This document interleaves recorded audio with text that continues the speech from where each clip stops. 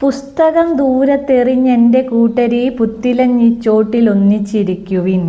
വിജ്ഞാന ജിജ്ഞാസയേറുന്ന നിങ്ങളീ വിശ്വത്തെ വീക്ഷിച്ചു സംതൃപ്തി നേടുവിൻ.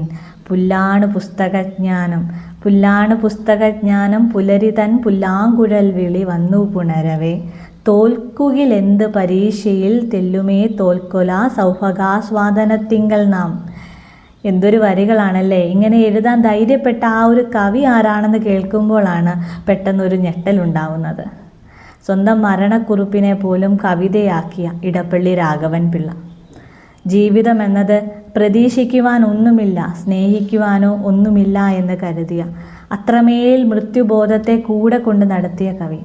പ്രണയനൈരാശ്യമില്ലായിരുന്നെങ്കിൽ പോലും ആ വ്രണിത ഹൃദയം ഒരുപക്ഷെ മറ്റേതെങ്കിലും ഒരു കാരണത്തെ തിരഞ്ഞെടുത്ത് മരണത്തെ സ്വയം വരിക്കുമായിരുന്നു. ഇന്ന് ഉണ്ടായിരുന്നെങ്കിൽ മലയാള കവിതയ്ക്ക് പൊൻതാലി ചാർത്തേണ്ട കരങ്ങൾ തന്നെയായിരുന്നു ഇടപ്പള്ളിയുടേത്.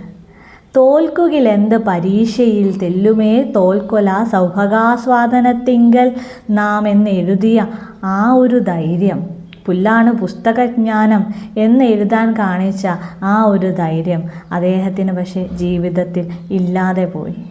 വിശ്വഭാരതിയിൽ പുല്ലാങ്കുഴൽ വിളി വിശ്വത്തിൻ്റെ വന്നു പുണരുമ്പോൾ വിശ്വത്തെ വീക്ഷിച്ച് നമ്മൾ നിർവൃതി കൊള്ളുക, അവിടെയാണ് വിജ്ഞാനമിരിക്കുന്നതെന്ന് പറയുവാനുള്ള ആർജവം കാണിച്ച കവി കൂടിയായിരുന്നു നമ്മുടെ പ്രണയ കവിയായ ഇടപ്പള്ളി രാഘവൻ പിള്ള. എല്ലാവർക്കും നല്ലതുണ്ടാവട്ടെ. സ്നേഹപൂർവ്വം, ഐശ്വര്യ.